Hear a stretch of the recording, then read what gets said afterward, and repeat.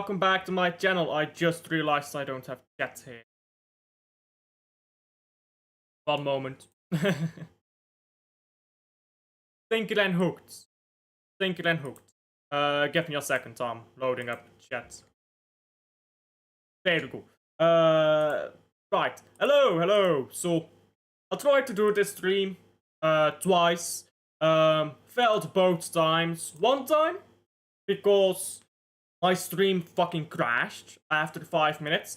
And the other time, because I just busy and I didn't have time. So, 2 attempts, 2 failures. Third time is the charm. So, with that said, I should start a poll here. And you should, while I make this poll, like and subscribe. As I'm gonna ask you to do here. And this poll. If you liked and subscribed yet, as or of course, always, and I'll even add the emojis as I always. I mean, it's crucial, you know. You know what's funny, yeah? You know what's funny? I actually do notice I get a lot more likes and a lot more subscribers on streams that I do this poll. It's actually shocking how many people don't subscribe unless you just ask them to. But if you ask them, they're like, yeah, I'll subscribe. It's like, you enjoy watching it. If me just asking once is enough to convince, why don't you do? But and anyhow, nobody cares, I suppose. Official, scorers to Gent. Gent are frauds. First stroke cup now still. First stroke cup now still one of our players. It's not stealing though, is it? Not. Scordash has not played a game in, I believe, 7 months. It's not stealing when you sell a player that hasn't played in 7 months, is it now?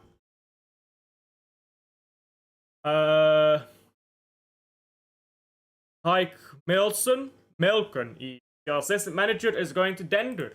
Okay, fair enough to him. Tomorrow, Belgium in the Lotto Park, and England fans are shocked in the lineup. Is England playing today? Wait, 1 minute, I didn't know that. England national team. They're playing Andorra. I mean, surely they should beat Andorra. I don't really care who they pull up with against Andorra. Wow. Rashford, Madueke. Yeah. That is a bit shocking, but sure, I mean, it's Andorra. It's Andorra. Who cares? You know who cares? Nobody. Who cares about Man City, though? A lot of people. So let's get started. Now, for those who saw the first 10 minutes of my previous stream before I unceremoniously crashed, I'm using the same rating system. You can see it here. Just read off.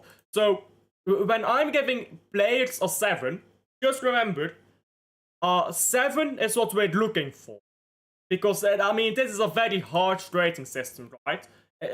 Not every player is going to be world class. So 7 is what we're looking for here. So if I give someone a 7 rating, that's not a low rating. Just keep that in mind.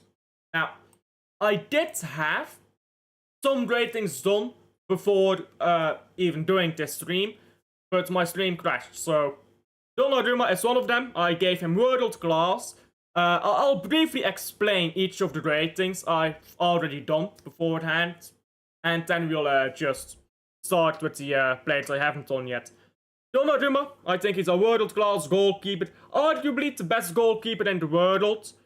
The reason I don't put him at that generational level is because I don't think people will talk about Donnarumma the way they do about Buffon, Neuer, Courtois, Yashin, Jean-Marie Pfaff. I don't think he'll be talked about at the same level as those goalkeepers I just mentioned, which is fair, because, I mean, that's a hell of a standard to meet, isn't it? It's like going to Sterling and saying, well, you won't be talked about in the same light as Lionel Messi. I think Sterling realizes that. I think Donnarumma realizes he's not going to be talked about in the same light. as these generational goalkeepers. And that is my definition of generational, by the way. My definition of generational is a goalkeeper in 2 decades they'll still be talking about him. Seaman, Arsenal goalkeeper back in the day. World class goalkeeper, no doubt. But was he generational? Not really. Because a lot of younger people don't know who Seaman is. Meanwhile, a goalkeeper who quit way before Seaman even made his debut, or retired should I say, Jean-Marie Pfaff, still gets talked about quite frequently. So that is my criteria here when I call a player generational. I don't quite think it's at that generational level. I should probably place generational above Ballon d'Or contenders, shouldn't I? Because a lot of people are Ballon d'Or contenders. That doesn't quite mean generational. There you go. Because let's be honest, not everyone who wins the Ballon d'Or is generational, are they now? Like, this has nothing to do with Man City, I know, but... for example, Nedved. Ballon d'Or winner, not even contender, winner. But was he generational? I mean, not really, was he? Meanwhile, Thierry Henry never won the Ballon d'Or, but obviously he's a generational player. People still talk about him like he's the second coming of Christ, and he's retired, I believe, 2000... Oh, this is a howler. 2013, right? He retired, so... What was it? It's something like that. No, he went to MLS, that's right. He retired something like... He was gone from Europe at 2013. But people still talk about him like he's some type of god. So that's what a generational player is. So coming to Aït-Nouri, I gave Aït-Nouri a 7.5. I think he's an elite player. I think he's the best fullback in the... maybe not the best. Maybe that's a bit of an exaggeration. I think he's one of the top 5 best fullbacks in the Premier League, easily. But... It's the thing, right, with Aït-Nouri. I don't feel like he'll single-handedly win you a cup final. When I'm talking about world-class players, I'm talking about players who they come into a team and now you think, I'm gonna win a Champions League, I'm gonna win a Premier League. Good as he is, I don't quite think he's the type of player, when you sign him, you think, yeah, we're winning the Prem. I don't think he's quite that level of player, but he's a very good player. Defensively, he's underrated. Let's just start with that. Look at how he played against Wolves. Weaker attackers, I know, but nobody was getting past him. Against Spurs, he was also very solid. He didn't let Gudus past him. I think he maybe let Gudus pass him once. Fair. But, I mean, you can be forgiven for once. He didn't let Gudus pass him more than that. He completely controls the ball going forwards. It's crossing. We've not seen enough of it yet, mainly because he's picked up that injury. But his crossing, terrific. He's got everything in his game to be a great, great player.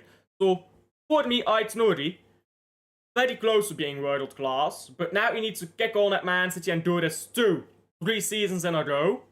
At the top level. And then I can call you world class. But, I mean, this guy is just a pure... Not even Pep Guardiola fullback, just a Man City fullback. Because this guy does not have to invert to be good, you know. Like, yeah, it's very good when he inverts and he goes into midfield and stuff. But he doesn't even have to do that. You could sit him back in a back three and he'd still be good. You could push him up Cancelo style and he'd still be very good. So, he can play in multiple ways as well. Which is why he's an incredible player for me. It's more than just elite, but not quite world class.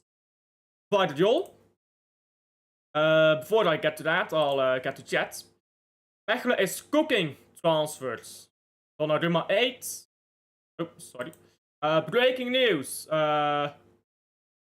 Trabzonspor agreed a loan deal for Onana. Rumors are saying Zinedine Zidane as new manager of Fenerbahce. There you go. Why don't we go get Zidane, bro? Aït-Nouri 7.3. Marmoush had scored. Egypt's playing. Well, not the country. National football team.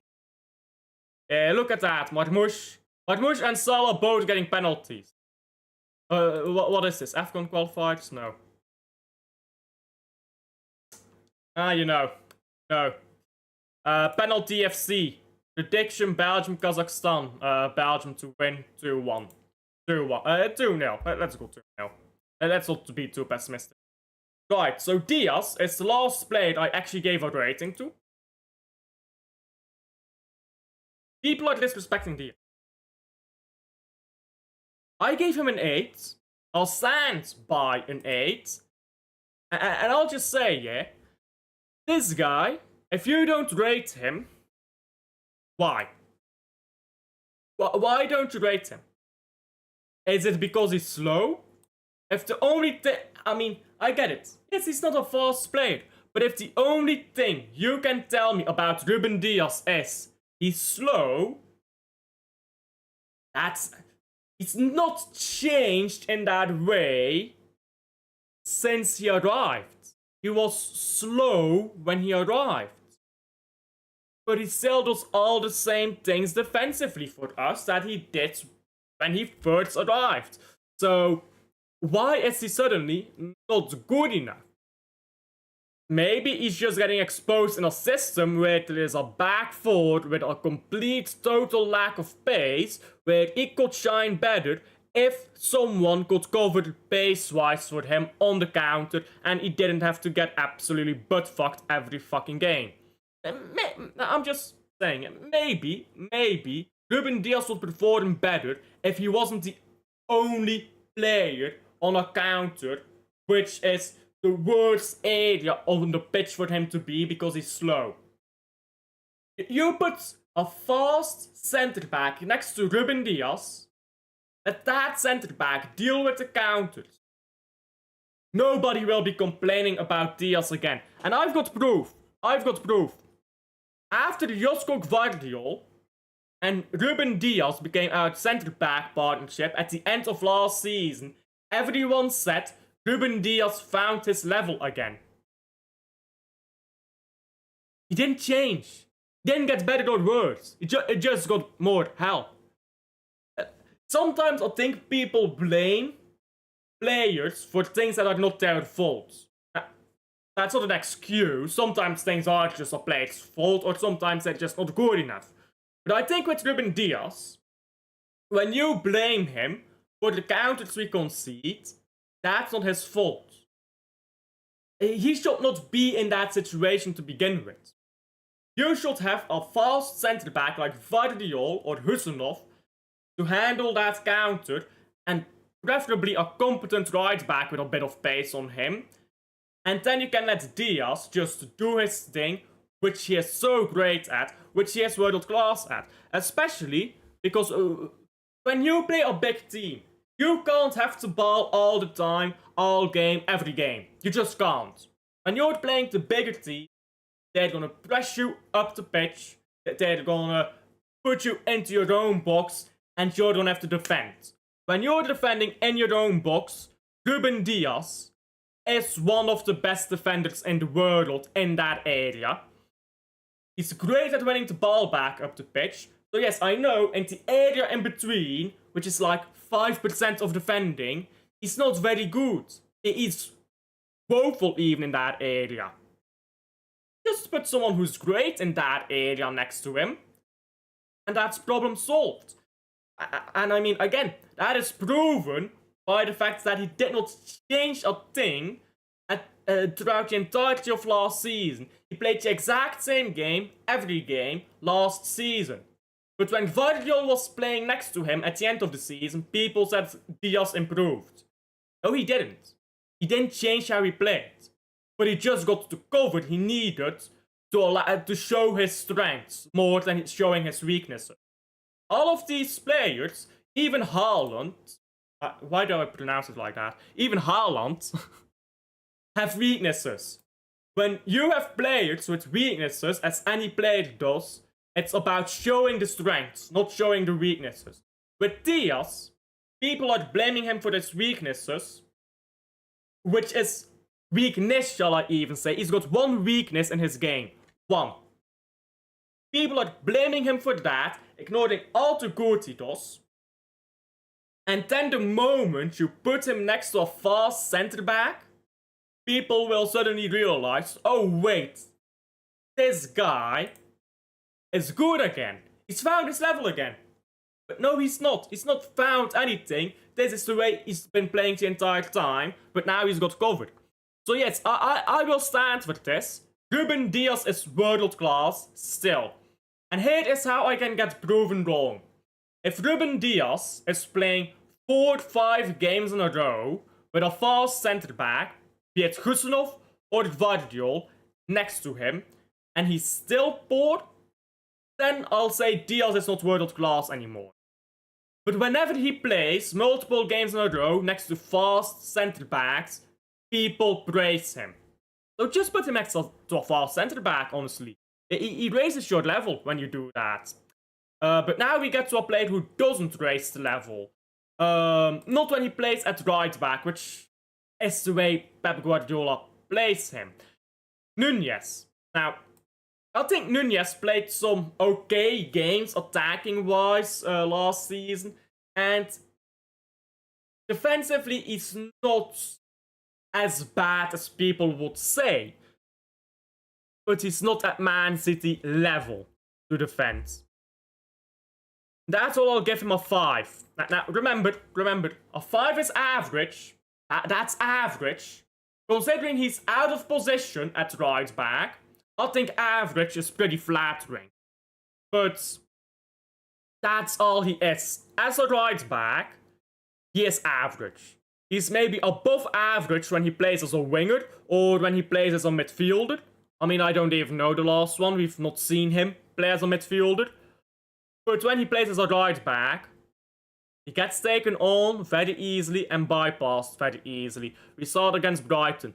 He goes up the pitch sometimes, and yeah, he'll have a great cross, or he'll score a goal, or this or that, but he'll be bypassed. And sometimes he'll be too far up the pitch and just not be able to get back in time. Makes too many mistakes, and it's natural. It's not his position. When you play a position that you're not used to playing, what is he, 27 now? Let me see. Nunez is 27 years old. For 25, 26 years in his career, he played exclusively as a midfielder. When you play as a midfielder for 26 years and then you're moved to right back, you're not going to be the most dashing player. I get that. But that is not an excuse. That is not an excuse. It's unfortunate for Nunez that he's fourth in that area. As a backup right back, he might be okay. But as our full-time right back, no.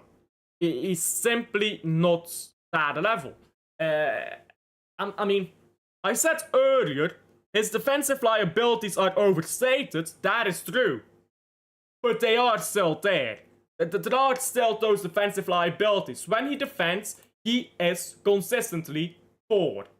That is not an opinion, that's just a fact. Look at how often we concede on that far post. That's just a fact. I'm sorry to say. We can't have this guy as our right back. And this guy alone, yeah? Let's say we gave him just a 7. And just a above average right back would take our defensive rating here for our starting 11 to a 7.5. But he's dragging it down. He drags this rating down. I mean, if you look at the rest of our defense, which, wait, what? Oh yes.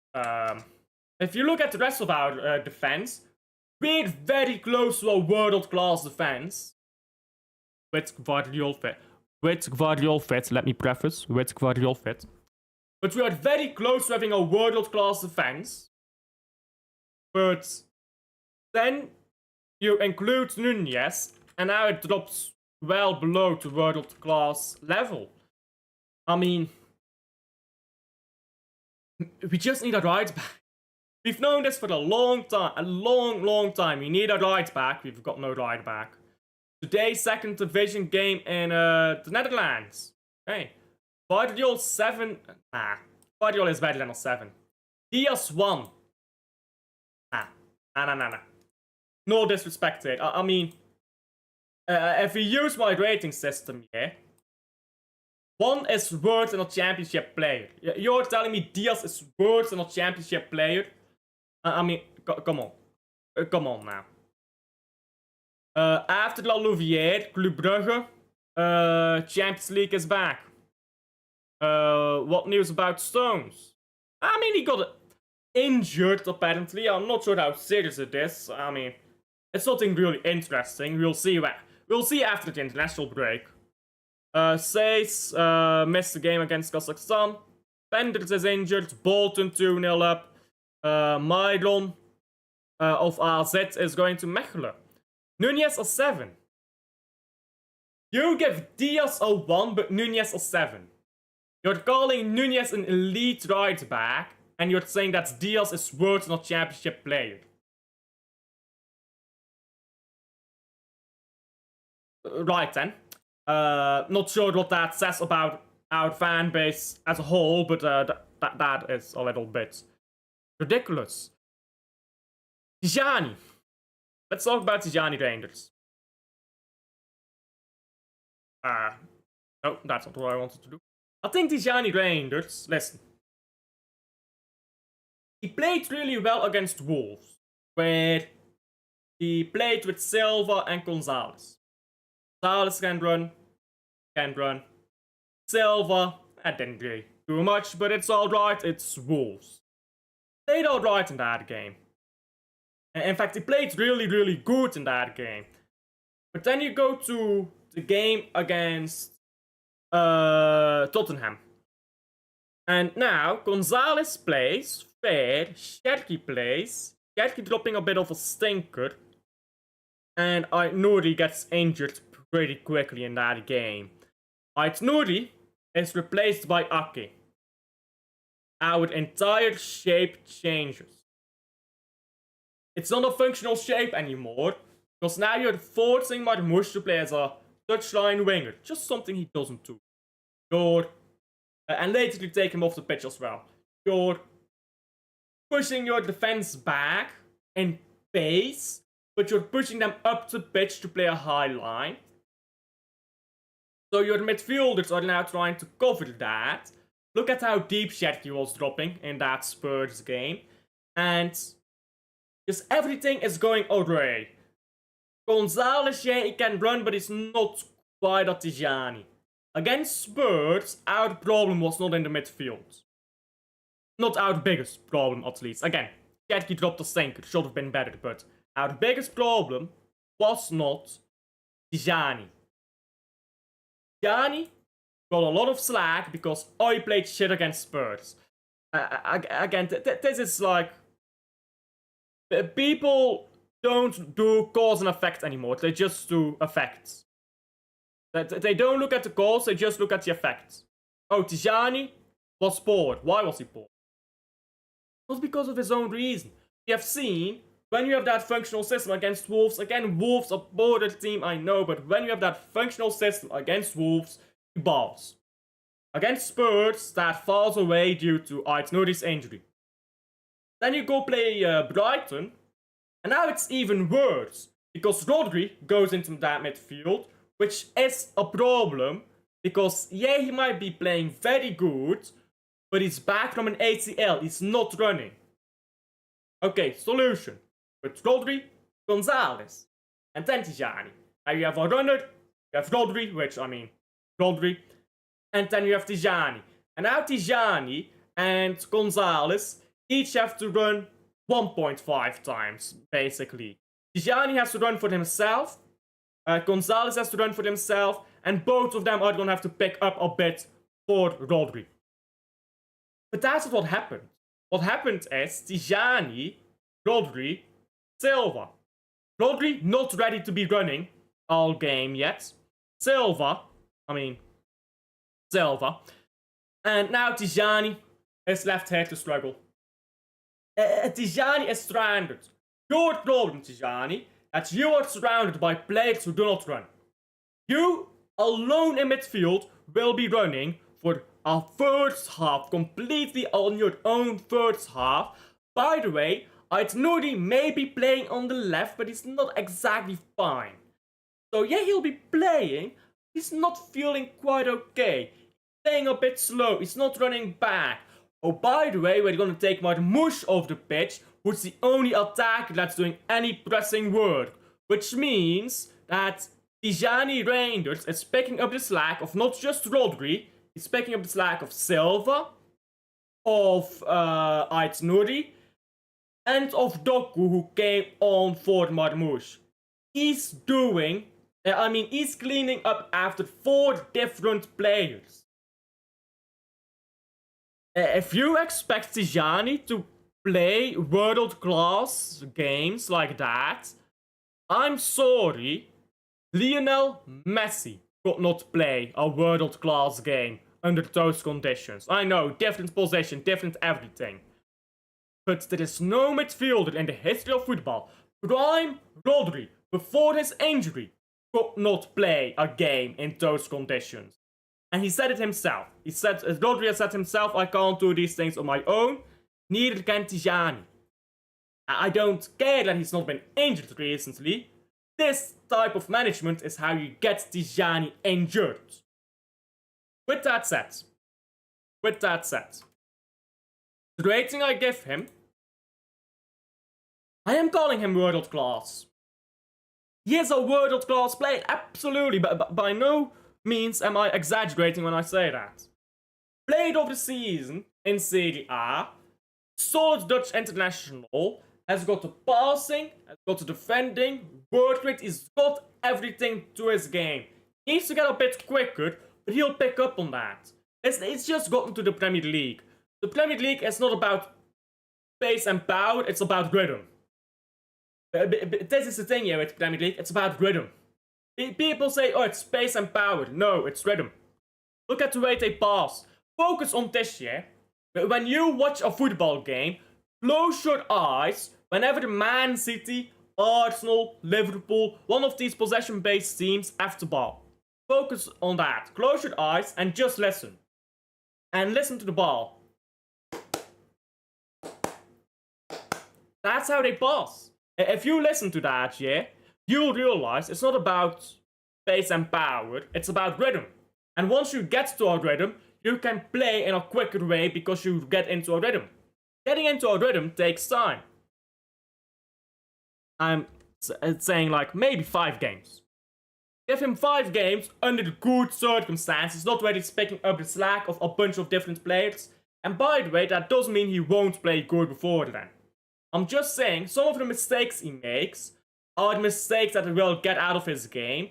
The Wolves game, he played incredibly good, but made some mistakes. You get those mistakes out of his game gradually, while allowing him to play good in better circumstances, then he's a great player. Absolutely. For me, he is. Rodri. We're not gonna argue about Rodri, are we? I'm a fraud. I'm giving myself a red card. There you go, red card. Big up, Ruff. Big up to Teal. Big up to Teal. By the way, I'm giving this squad very high ratings. And that is because I rate this squad very highly.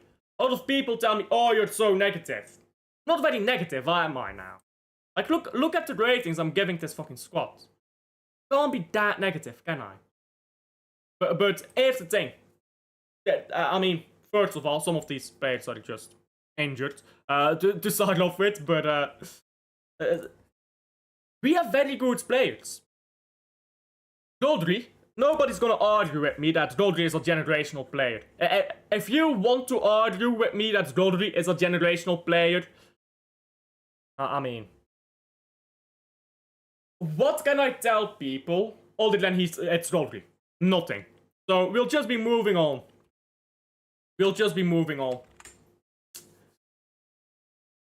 Cherki. I think Cherki is going to become a generational player. I've seen the way he plays, he's unreal. That doesn't mean he's at that level yet, which is why I give him a 7.5. I don't think he'll even be world class by the end of the season. But in the next few seasons, he's going to go from a very good playmaker to the best in the Premier League. I believe that completely. He's incredible, passing-wise, dribbling, he's so good. His finishing is natural. His first touch is silky. His composure is unreal. His ability to play out of pressure is exceptional. He's an incredible, incredible player. What time are England playing, by the way? I think they've already begun. No, 30 minutes from now. England plays in 30 minutes from now. But yeah. Cherky, not quite at that level yet. Listen, this is what happens when you get a lot of young players. Yeah, they've got great potential, and they need to realize that potential. Just because you've got potential doesn't mean you'll realize it. Take Dele Alli, for example. But he's already an elite player. Because this is what people do. People will say, oh, he's generational. I say that. I think he's a generational talent. But then other people will say, well, he's not stayed yet. He's just average at the moment. And I feel like there's a middle ground between his average generational potential and his generational right now, right this moment. And that is, he's an elite player who, if he progresses, which he should, will become generational at some point. I fully believe that. I think he's on the level of a player like De Bruyne. Talent-wise. Not ability-wise, but talent-wise. And eventually, if he works on himself, he'll get to that level. And if he doesn't keep getting injured. Which leads me to conclude that we actually got a very good midfield. I mean, if Foden is here, which I don't know about Foden right now, to be honest. If Foden is here, I would give him an 8. So what would that bump our midfield up to? A 9? 8 points. Yeah, 8.66. So when Foden is back, I don't know if he actually starts in midfield ahead of Cherky. I think you might have like Foden, Cherky, Bob, or Foden, Marmoush, Cherky. But I'm actually not sure because Foden has not been playing. Why am I talking about? We'll get to Foden in a bit. I'll get to Foden in a bit, but let's focus on Marmoush now. Why the fuck? I'm sorry. Why the fuck are people telling me that Doku is better than Marmoush? What does Doku do that Marmoush does not do better? Like, guys, I am genuinely asking you guys a question here. People are saying that Doku is better than Marmoush. I mean, if we want to talk about statistics, let's look at some statistics here for Doku and Marmoush. Marmoush in 16 games scored more goals than Doku has in...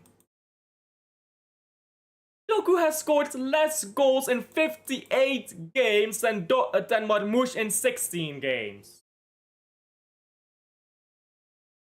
It's not all about stats. Oh my god. It's not all about stats, I know. Not everything is about statistics. But Marmoush is also just a better, more silky player. He's a game changer. He's more defensive. He has a better work rate. He's got better finishing. He's got better output. He's got better passing. What people look at football 38 games every Premier League season and come to the conclusion that Doku is better than Omar Marmoush? I don't get it. I don't get it. How does Doku move people this way? How does Marmoush gets so disrespected. Oh, he's not a winger. Well, no shit. We didn't buy him to be a winger. There's a reason we bought Aitnuri. Aitnuri is supposed to go up to pitch, get that left-hand area down, so Marmoush can go inside, which is exactly what we did against Wolves. Marmoush was great, and we did that against Wolves only, because Aitnuri picked up an injury against Spurs, and was very slow against Tottenham, and we just did not look the same, against Brighton, and we just did not look the same in those two games, including Marmoush, who was actually our best attacker in that Brighton game as well, even though he was playing in a way that maybe didn't best suit his talents. I mean, come on. And people tell me that Marmoush is not a great player, or Doku is a bad player. No. No. No. Just no. I mean, last season, this guy scored 28 goals and got 17 assists. I know Transfermarkt's assists may not always be accurate, but that's 45 GA. 45 GA in 51 games. And people disrespect this guy.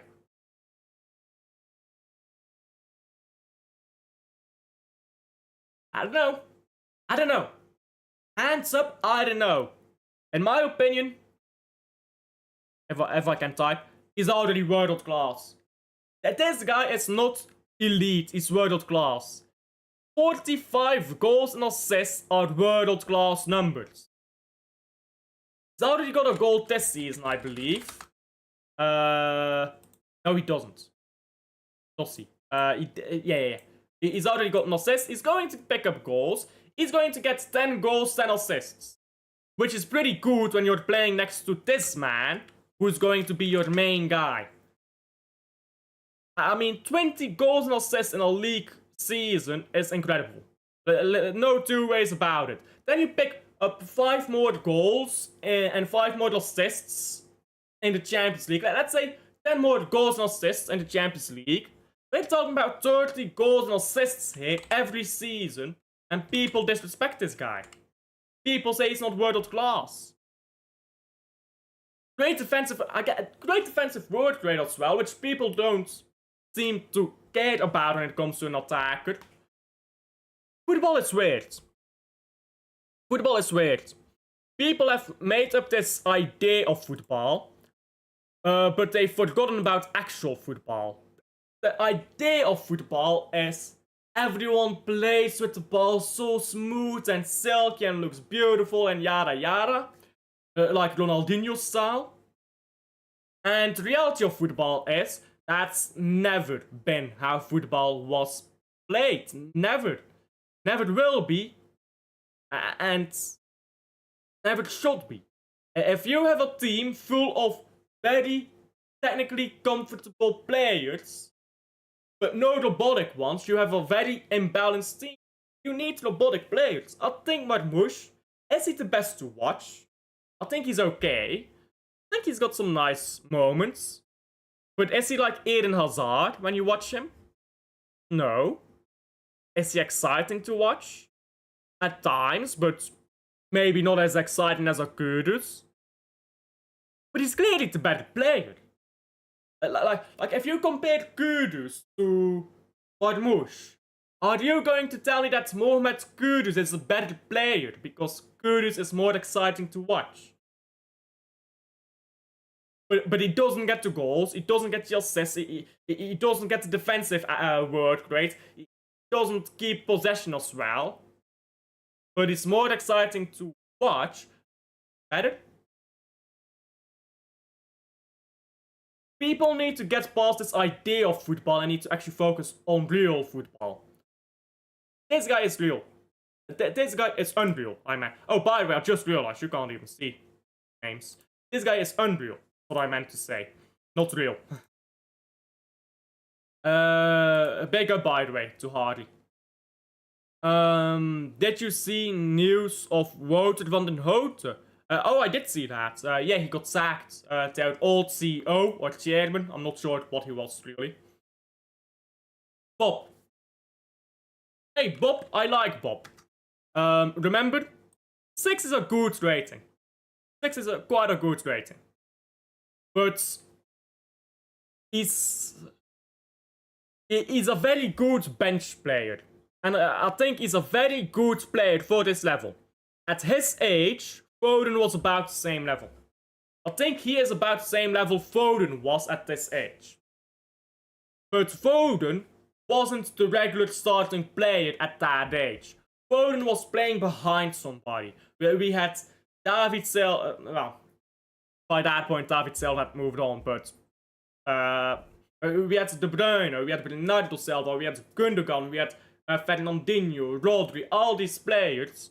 And on the wings we had Sterling, Mahrez, I guess Bernardo as well, Leroy Sané. So Foden couldn't quite get in. Even though Foden and Bob at these ages are similar quality, Foden could not start, rightfully so, because we had that insane talent ahead of him. Meanwhile for Bob, right now, he's having to start these games because we do not have that quality ahead of him. I have no doubt that Oscar Bob will become an elite player. But it's too soon for this guy to be playing every game, starting every game. If I get to choose, which I don't, but if I get to choose, I would have Marmoush, Foden, Cherki as our front three. Or well, our creative three, behind Haaland. That's what I will do. Excuse me. So I do this. I'd put Cherki on the right wing.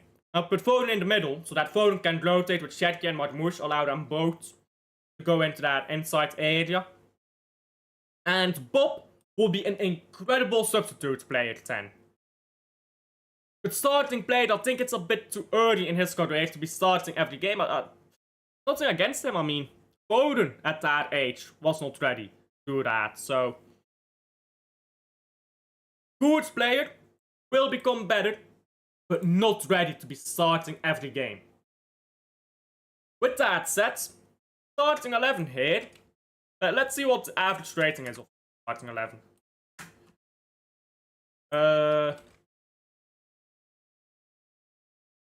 Go. Spreadsheet, yay. I mean, according to my personal rating system, which is obviously empirical, perfect, it's obviously a perfect scientific system. This is an elite to world-class squad, according to my personally designed rating system. And if I was to put Foden in here, actually, you know what, yeah? I'll put Foden in here.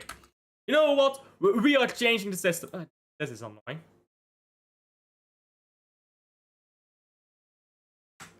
There you go. That annoyed me. That 8.3333. We're gonna put Foden in here. We are changing the rules. 1 second.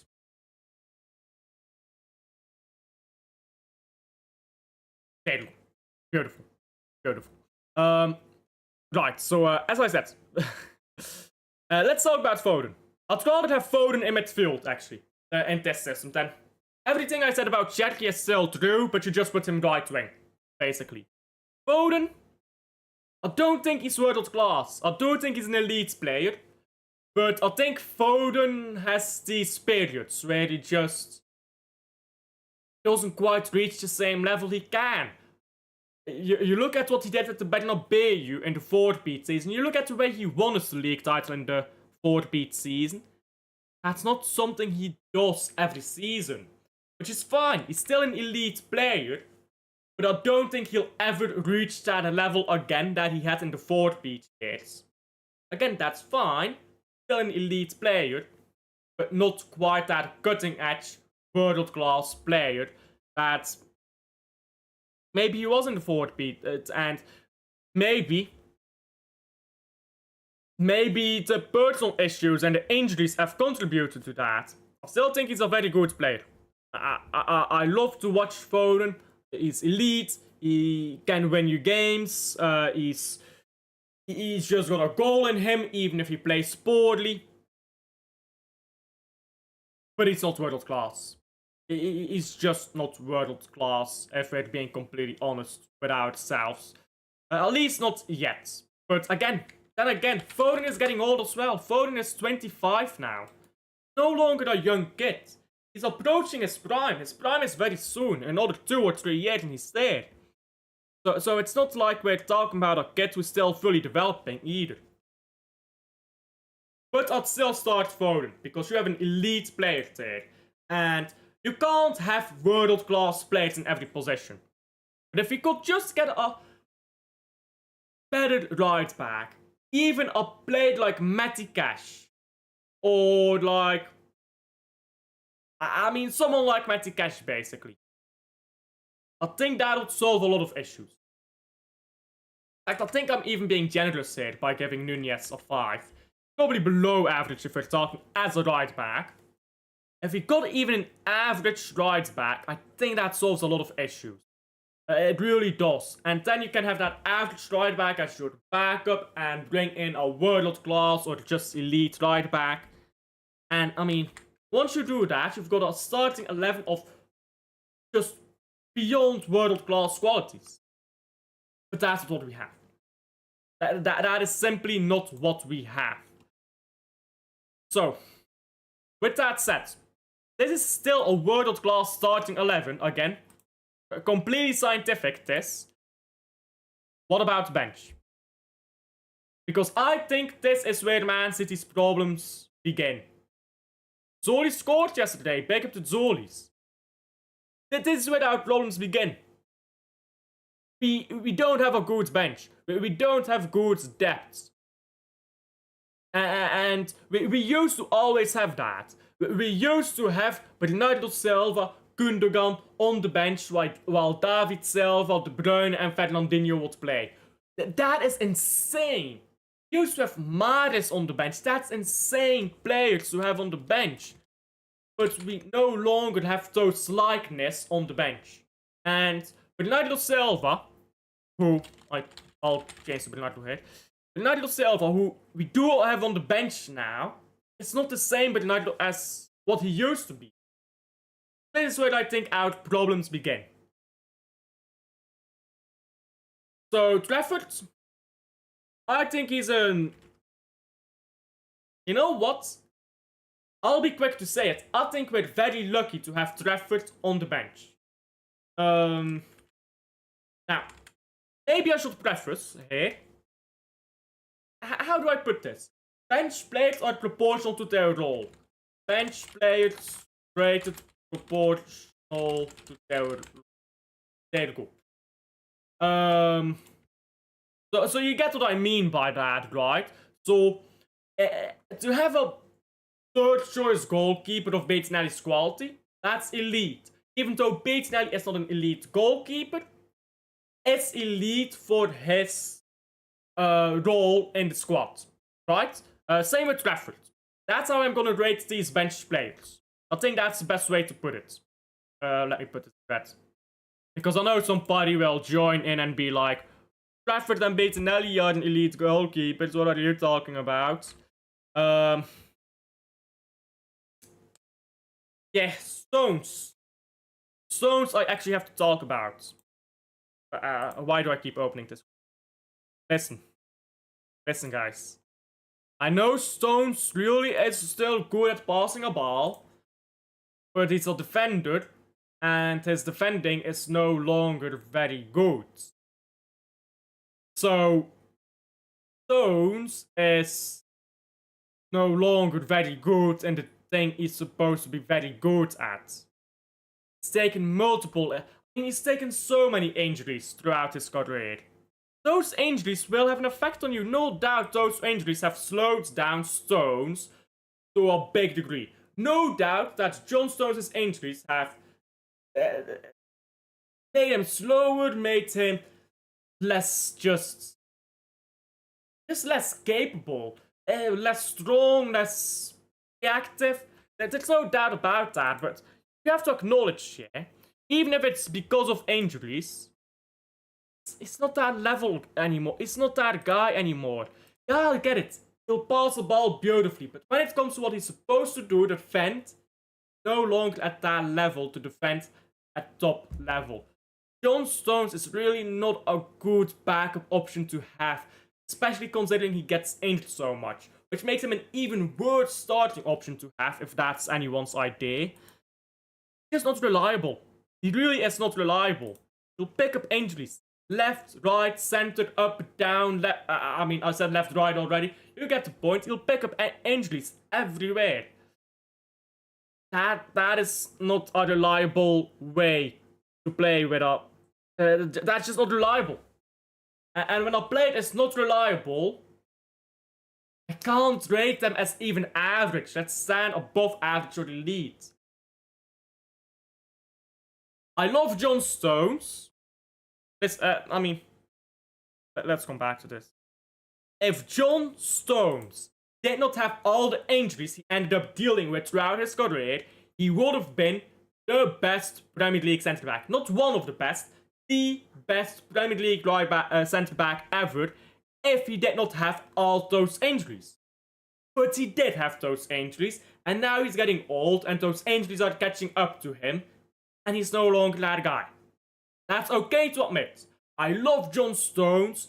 That treble is as much an accomplishment of John Stones as it is of Haaland and Pep and Rodri and De Bruyne. John Stones was one of the pivotal players in that treble. Absolutely. 2 years is a long time for your body, especially if you pick up injuries along the way, which John Stones has. No longer good. He's no longer good enough. I'm sorry. I'm really sorry to say it, but it's no longer good enough. Not for me. Right then, Kuznov. I don't think Kuznov is about as good as you can get as a bench player.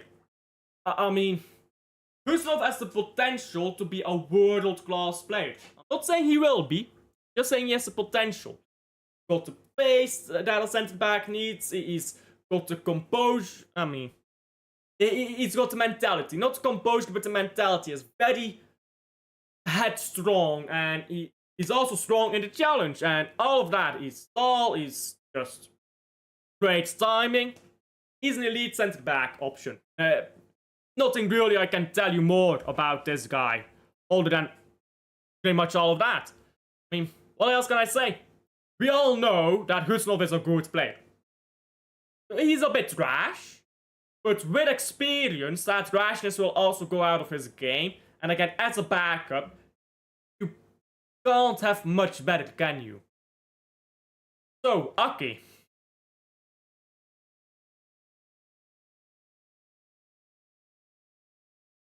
So, as you can see in the rating system, 3 means a championship player. Again, guys, Aki was a brilliant player back in the trebles. In fact, I have said this multiple times. I have said this on Blue Friday show, I've said this on older live streams, I've said this on watch-alongs. Aki is Man City's best ever left back. With 2025. With not 2023, with 2025. In 2023, he was our best ever left back. In 2025, he looks dead. He looks like a dead man walking on that pitch. But when he's on the pitch, he is the slowest man somehow, and Bernardo Silva shares a pitch with him. Somehow, this guy will make Bernardo Silva look fast. This guy's done, man. This guy's done. He's also picked up a bunch of injuries suddenly. I mean, this is Vincent Kompany's story, isn't it? You just... great player, injury, injury, injury, and then you're fucking done. That's what happened with Aki, in my opinion. So, brilliant player, but, I mean... I'm saying the same thing about a lot of these players. Now, Lewis, I'll say something different about. Rico Lewis would be a okay midfielder to have. And Nico Lewis isn't as bad as people say. He's okay in midfield, but he's simply not Man City quality. He is good when everyone else is good, but that's not good enough. You need to raise the level of the team. Nico Lewis does not raise the level, he only matches it. Which is a big problem, because we need players right now who can raise that level. We don't have enough players to raise that level. So him just matching it is simply not good enough. And then you look at, like, when he defends the far post, it's just atrocious. It really is. It doesn't defend the far post at all. And yeah, if he plays in midfield, sure, it can be okay, even good. But that's not where he plays, and it's not where he'll ever play, because look at that midfield. You've got O'Reilly, who's getting in ahead of him. You've got Foden, Cherki, Tijani. You've got Rodri there. Gonzalez should he replace Rodri or whatever, and if he doesn't, we'll get someone new. There's too much quality in that midfield for him to break into it. He simply can't. He never will be able to break into our midfield. As a right back, not good enough. He's simply not good enough as a right back. So, this is a difficult one, you know? Gonzalez is proper difficult. You know why? On one hand, I really want to say that he's an elite player, top player, Rodri replacement, yada yada. On the other hand, Pep clearly does not rate him. Not as a 6, at least. When he played him at the Bernabeu, he played him in the 10. When he played... sorry, that's not the Bernabeu. That was another game. At the Bernabeu, he played him as an 8, I think, but... He's played as a 10 before. He's played as an 8 a lot. Not played as a sole 6 that often, which just... shows that Pep doesn't rate him in that position. And maybe he should just play Gonzalez there anyhow and wait and see. But if there's one thing I will always trust Pep on, no matter how washed Pep can be, one thing I'll always trust him on is knowing how good a defensive midfielder is. Pep doesn't rate him. Yeah. So, as an 8, he can do a job, I guess, but... we are then clutching at straws. So to say he's an elite player, especially right now, I think we'll just be playing out all wrong. But I don't think he's bad either. I think he can do a job. I really do. And if Pep did not rate him enough for him to still be in the team, he'd have been sold and we would have gone out, gotten someone else. So I'm not sure what to give him, to be honest. I'm really not sure what to give him. Depth is an illusion. It is for the Man City.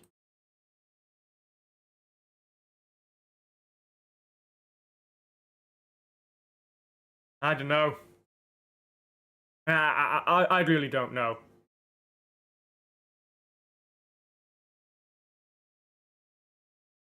I'm looking anywhere between a 5 and an 8, if I'm being honest.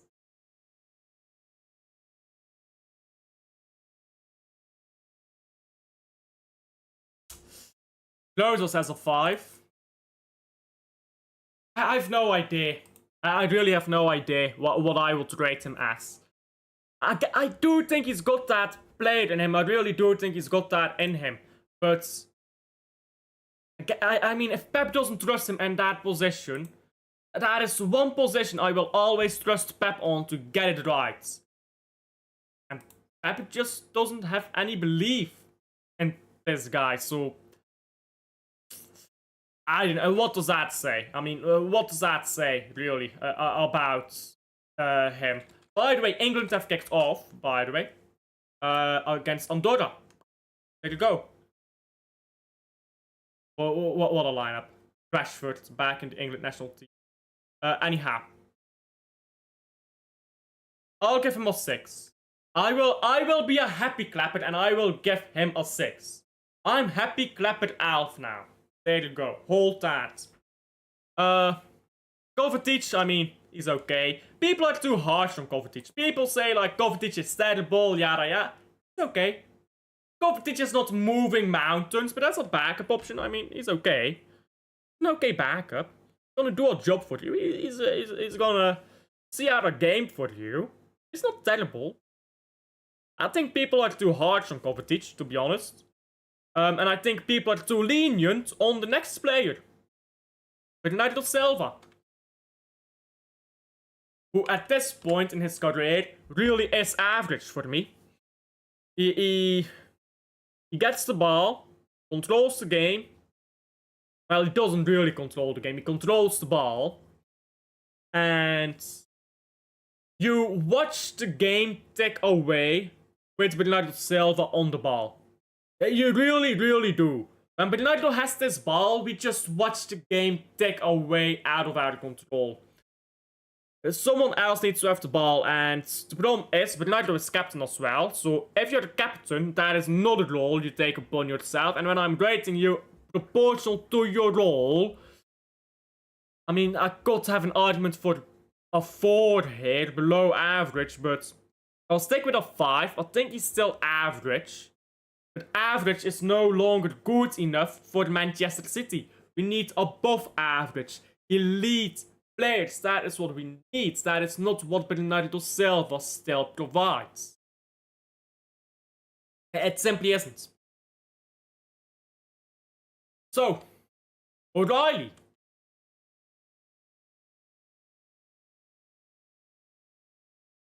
I think O'Reilly and Oscar the Bob are a bit in the same boat. Oh, let me scroll down by the way. I think O'Reilly and Oscar the Bob are in the same boat. They're very good players. They should not be playing as much as they are right now. And they'll develop as they get older. They'll get better. But as of now, right now, today, I'm not talking about 3 years from now. Right now, today, O'Reilly is not elite yet.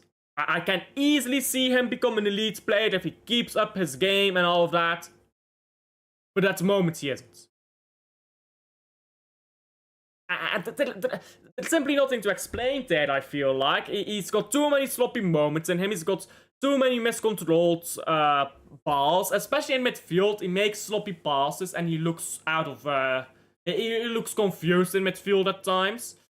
He gets a goal once in a while, but he's got some poor defensive moments. And I'm bringing out a lot of negatives here. There's a lot of positives about O'Reilly's game as it is right now. But when you weigh the positives against negatives, you can't say he's quite elite yet.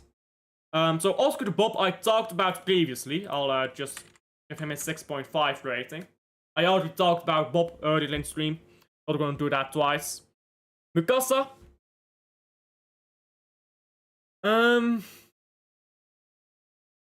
I mean, it's impossible to rate him, isn't it? I mean, it's impossible to rate Mikasa. We don't know. We do not know.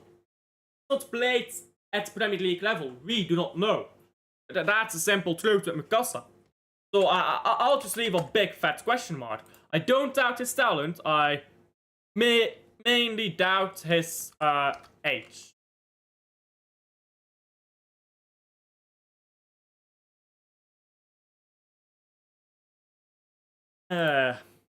Savio and Doku. What a wonderful pair to talk about, guys. What a wonderful, not so controversial pair at all to talk about. Savio and Doku. Who, both have quite a talent for wasting chances. And for not getting the output they should. And for wasting our time when they dribble. And for all of that. I'll talk about Doku and Savio as a pair. Doku has no intelligence. has no final product, has no soft skills to add to his game. He lacks multiple hard skills that you need as a winger. And here's my thing, yeah. Hard skills, by the time you are 21 years old, your hard skills are basically what they are. They're gonna improve fairly slightly, those hard skills, but it won't be significant. By the time you're like 21, 22 years old, at most 23, if I'm being generous here, 23. Doku is already 23. Finishing, that is a hard skill. You simply have to do it. Doku is not good at it. It's not going to get good at it now. Simply won't. Assisting, as in cutting the ball back and stuff, you can get better at that because multiple soft skills drive your overall game, which can, if your overall game improves, like for example, vision, that's a soft skill, you can improve that, then you can become maybe a bit of a better assister, a playmaker, but as it stands, it's not very good. And his intelligence, he is actually a very stupid footballer. He's a very stupid footballer. And I don't mean that in an offensive way, but I mean, you compare him with Eze, it's night and day. Eze may be one of the most intelligent footballers in the Premier League. Meanwhile, Doku just looks like he's no idea where he's at. He's got no idea where he's at, where he's going. And I'm sorry to say it for the Doku, but my patience with Doku has dried up. And so I say that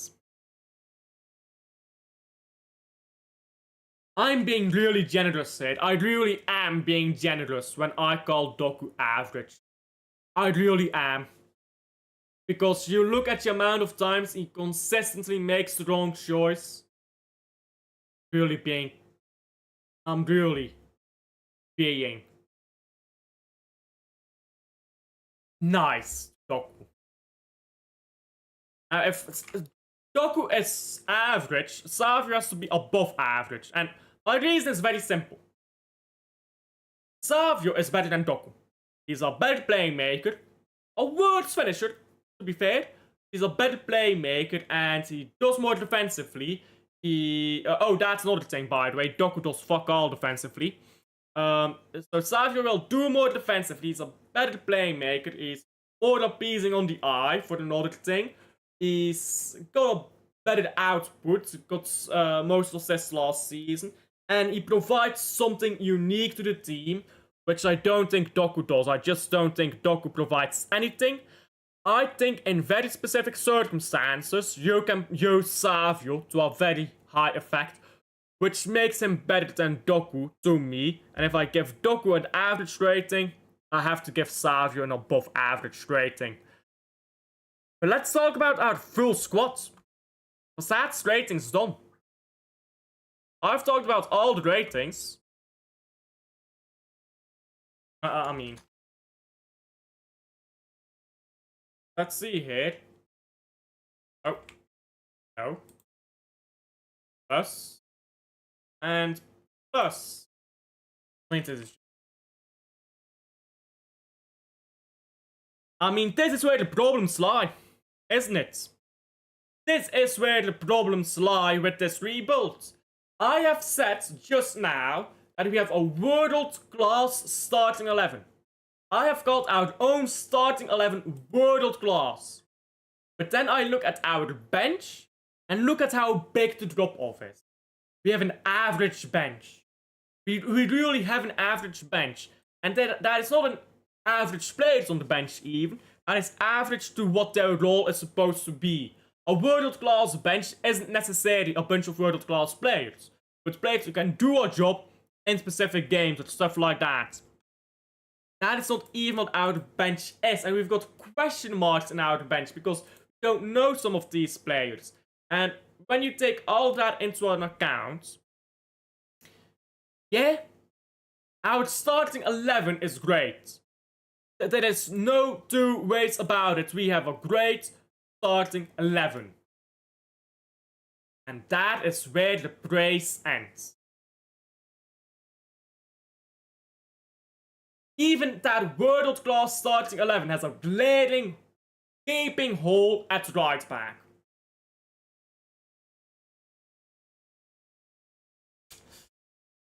The bench, I mean, it's sad. On Monday, the Belgian Cup draw. Yeah, I am not watching that. We are not watching that. These cup draws are so boring, by the way, but in conclusion here, the rating will round up. 5.6 for the bench, and 8 for the starting 11. Very cool. World class starting 11, and average bench. That's my conclusion, with an asterisk, by the way. With an asterisk of that right back issue, which really drives down the value of our starting 11. But if you look at the players we do have, because right now, look at the players we have at the moment available, we can play Gussenov at right back. We can improvise, improve, find solutions one way or another. We have Gonzalez to play him. Van Foden is injured. We can find ways to make things work. So even if our depth is non-existent, we should still be winning more games than one in our first 3 in the Premier League, which is what we're currently at. So, I mean, I guess that's my conclusion here. That's my conclusion. Great starting 11. No options on the bench. No real solid options on the bench at all. And we're just left stranded, I suppose. We are left stranded. I'll leave it there. Let's see here. Liam is live. To Biden View. Let's hit that by redirect. Like and subscribe, by the way, if you haven't already. It does help out a ton. And that shall be it. Alfred in chat, guys, and I'll see you guys on the next one. Bye.